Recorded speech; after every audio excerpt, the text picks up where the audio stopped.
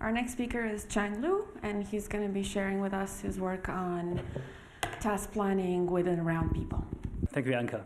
Our work is about generating task plans that are easy for people to predict.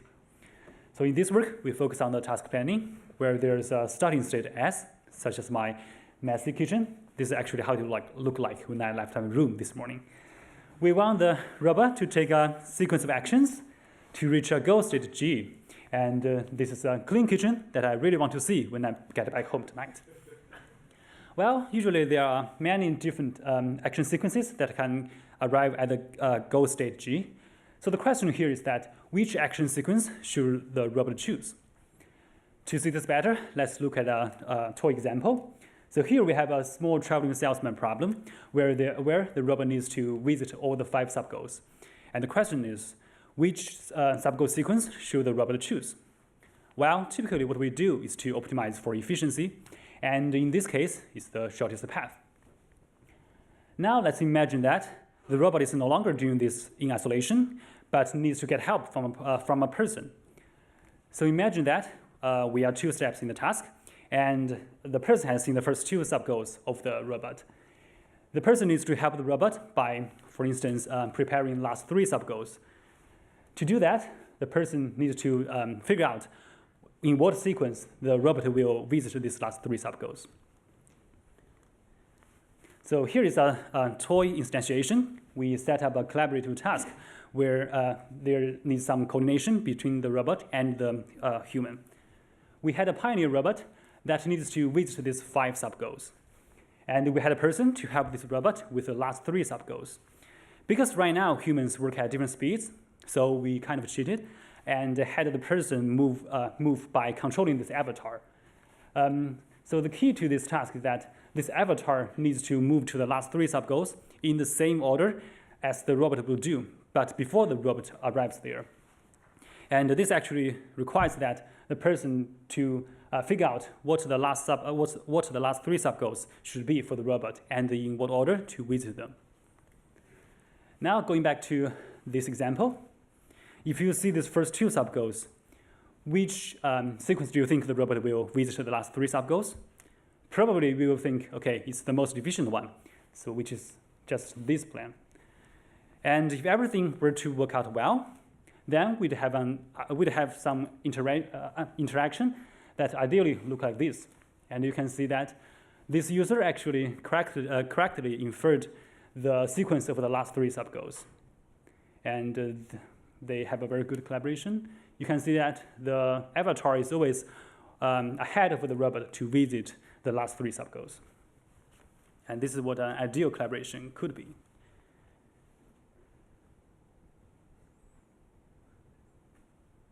Yeah, and it's a success. But unfortunately, that is not the only plan that people inferred. And the reason for this is that the cost for this efficient plan is 10, but there's another plan with cost 11, which is very close to the optimal. And actually, many users have inferred those close to optimal plans when doing this task. And this video actually shows that this user made a wrong prediction in the last 3 sub-goals. So he made a correct prediction for this one, but for the next one, he made a wrong prediction about the sequence. And we can see he failed this task. And he's not the only one. We have a lot more users who failed because they made wrong predictions. And you can actually see how users got frustrated working with kind of robot. Yep. So this is how users failed at the task. They made a wrong prediction, and so that the avatar could not be in the right place at the right time to help the robot. And what happens here is that people are not perfect at computing what is optimal, especially under ambiguous situations. So instead of running the exact inference, we can think that the human is actually sampled from a probability distribution over the remaining plans. And here we model this via the Boltzmann distribution. So the more efficient a path is, the more probable it is for the person to think that is the remaining plan for the robot.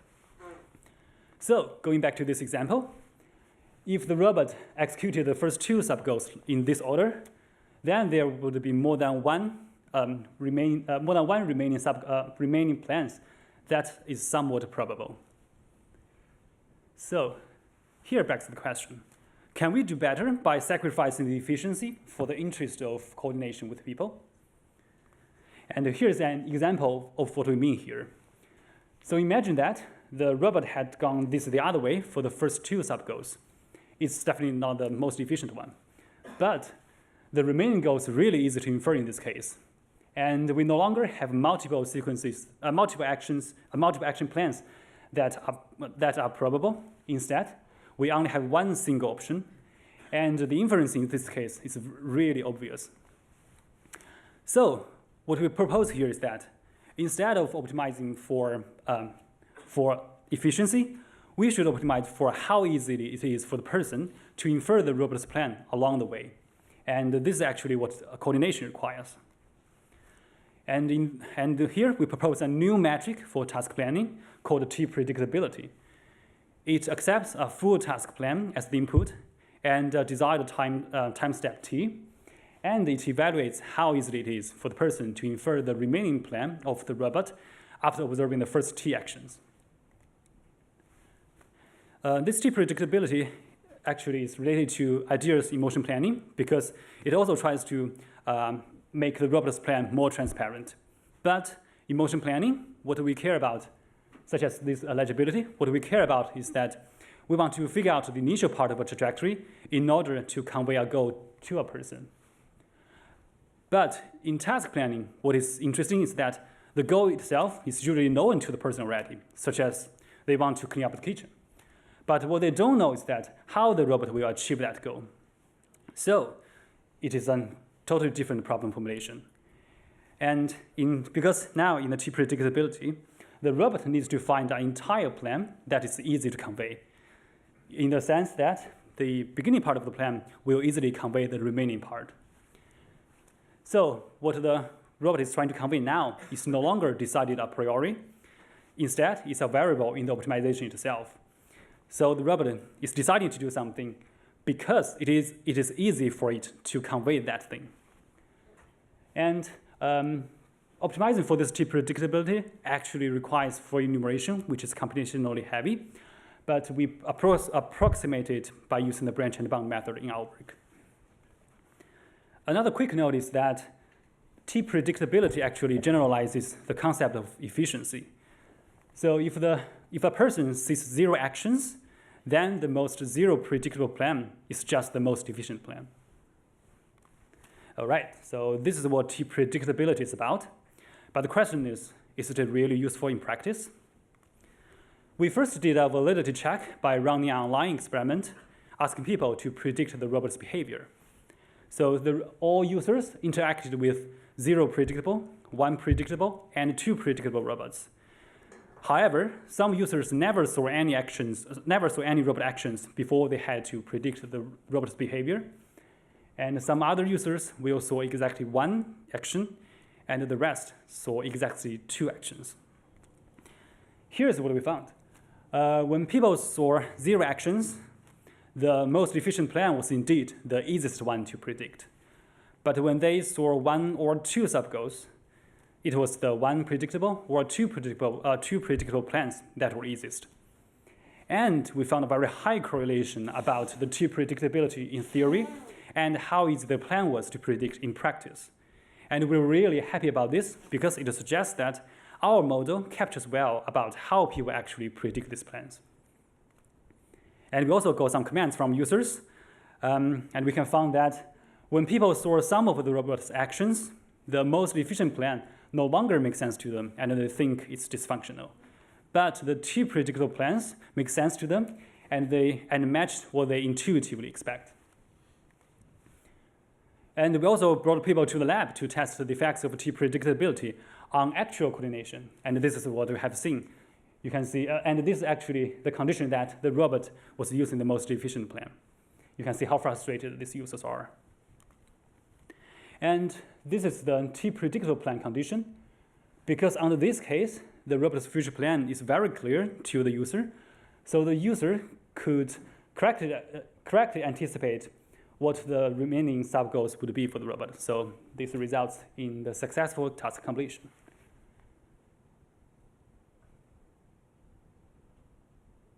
Yeah, so it's a success.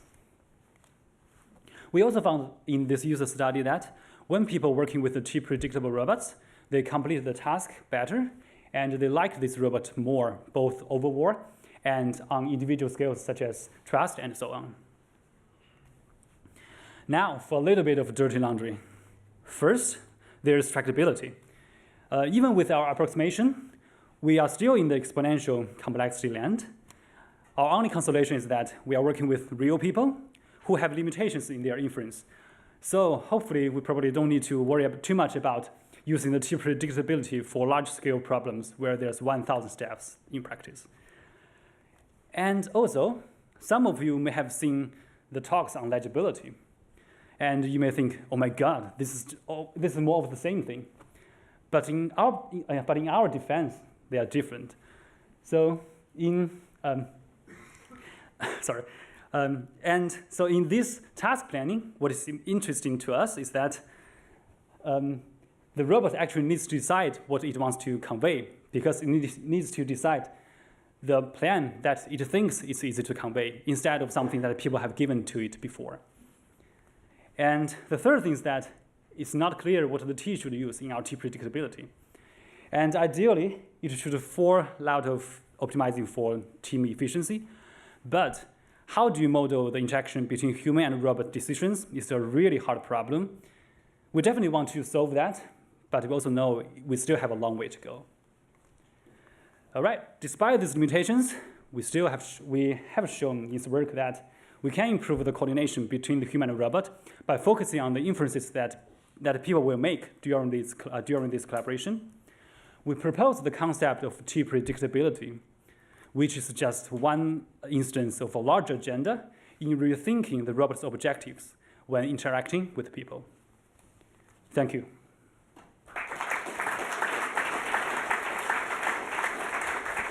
Our first responder is Jason.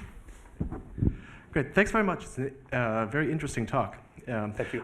I wonder if you have given much thought to the set of problems for which predictable plans even exist.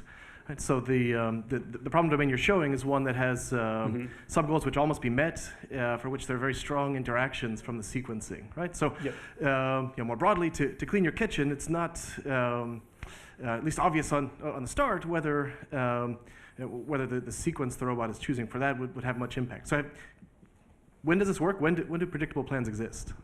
Okay, so I think one example could be like, for example, doing preparing a dinner or something. So for example, the robot can actually take care of some steps in preparing a dinner, but it definitely does not have the full capability that that the human can do. So probably the robot can say, okay, I'll prepare these vegetables or meat on the table, and then the robot will just go ahead and prepare, like cut it or cook something. But we still need the collaboration between the human and the robot in a sequential way, something like that. Cool. So two kind of related questions about the user study that you ran. Okay. Were the users told that the robot is looking for the most efficient? No, they are not told. They just told that, okay, you need to help this robot. So the setup is a little bit complicated, but the basic idea is that for the last three sub-goals, you need this avatar or the human to unlock those tasks for the robot. So the avatar needs to get there before the robot went there. So all that we told the participant is that you need to help the robot to complete the task successfully, but we don't tell the robot that we don't tell the person this robot is using the most efficient plan or T predictable plan or something. They even don't know there's T predictable plan, actually. So a follow-up to that is that if you could tell the human what algorithm or what class of algorithms the robot is using, how do you think any of this would change? Well, I think that will change, but not in a perfect way, because as I already mentioned, people are not perfect at computing what is optimal, or what is most efficient. So even to tell you that I'm doing the most efficient way, you may not still get that. Yep. I have a follow-up on Jason's question. On under what conditions can you find a plan that is anytime predictable? So whatever value of t when somebody decides to look. Anytime t predictable. Well, I don't have a concrete answer for now, but I guess if you're still going back to the dinner preparation example, probably in that case because I think there are some precondition involved in that planning, such as you need to first prepare something, then other things. So in that case, maybe we can ensure this sequential or anytime t predictability by using that under that condition or something. So are you talking about the algorithm level or just application level? Oh, I think in our algorithm level, I think one way to do that actually we can because now we use the t predictability for one time step, we can probably sum them up. But how do we choose the weights for these different terms is something we need to do in our future work. Actually, it depends on how people will react or how people will act based on what inference they do. Yep. Leapfrogging to follow on the other question, did you control for people learning the robot's patterns in your study? We kind of did. So in this user study, every people will play 4 different layouts. They kind of works better when they work with later examples than the previous examples. But I don't think we explicitly account for that actually. Yeah. So I think we kind of randomize the layout that it appears for the person. So each person actually see the sequence differently. Yeah. So the examples you're using there, it seems to me that the best course of action for the robot is not actually to try and guide the human, but to follow the human in these examples. And so it almost seems like you're solving the wrong problem in some sense, rather than trying to plan everything a priori or try to, sort of make yourself legible for the tasks you have. It's better to follow the human's legible plan in some sense. So I'm wondering if this approach is maybe a different domain might be more applicable, or if it's just 5 goals that are all just one after another, as somebody else was talking about, seems like it's not quite capturing the essence of this collaboration quite right. So I'm wondering if you can talk about that or address that in some fashion. I'm not sure I correctly understand your question. So do you mean that in this case it seems like that the robot is actually following the human's action? Or? It seems like the robot should be following the human. Should be the robot. As opposed to if the human has to get there first. Yes. Then the robot should be following the human, not the human trying to predict where the robot will end up in some sense. If I'm going to collaborate with another individual and we have that knowledge that one person has to get there first, yep. Then that's the direction of information flow rather than robot to human. Gotcha.